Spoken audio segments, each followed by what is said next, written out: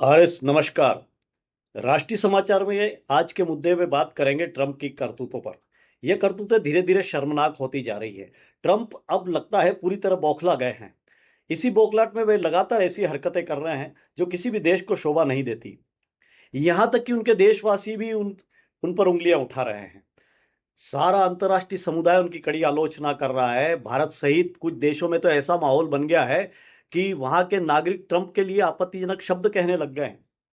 ताजा बात करें तो शुक्रवार को जो मामला सामने आया है उसके मुताबिक ट्रंप प्रशासन ने ऐसी हरकत कर दी कि पंजाब और अमेरिका में पंजाबी दादी के नाम से मशहूर 73 साल की हरजीत कौर को जंजीरों में बांधकर भारत डिपोर्ट किया गया।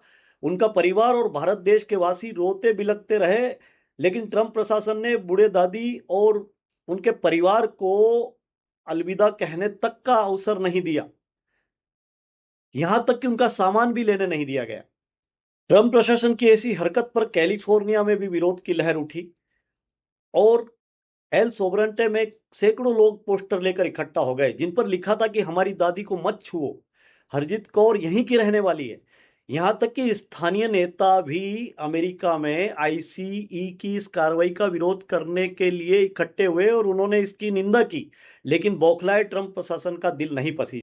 दादी हरजीत कौर के वकील ने सोशल मीडिया पर जानकारी दी है कि वे 23 सितंबर को दिल्ली पहुंची और उन्हें जॉर्जिया होते हुए विमान से भेजा गया। उन्हें कंक्रीट की एक सेल में रखा गया। यहां तक कि उन्हें कंक्रीट की सेल में जरूरी बुनियादी सुविधाएं भी नहीं दी गई और तो और उनके परिवार से मिलने भी नहीं दिया गया। यह हरकत, ट्रंप प्रशासन की यह बौखलाहट भरी हरकत न केवल हमारी दादी के साथ हुई, बल्कि अमेरिका में वर्षों से रह रहे लाखों प्रवासी परिवारों के साथ यह अत्याचार का प्रतीक है। दोस्तों, आइए जानते हैं कि पंजाबी दादी हरजीत कौर कौन है। पंजाबी दादी हरजीत कौर 1992 से सिंगल मदर्स के रूप में अमेरिका आई थी। यहां पर एक भारतीय साड़ी स्टोर में सिलाई का कार्य कर रही थी। अभी भी कुछ साल पहले तक वहां पर कार्य करती थी। उन्होंने अमेरिका में सभी तरह का टैक्स भरा और सारे नियमों का पालन करती रही। वो गुरुद्वारा में भी सेवा करती थी।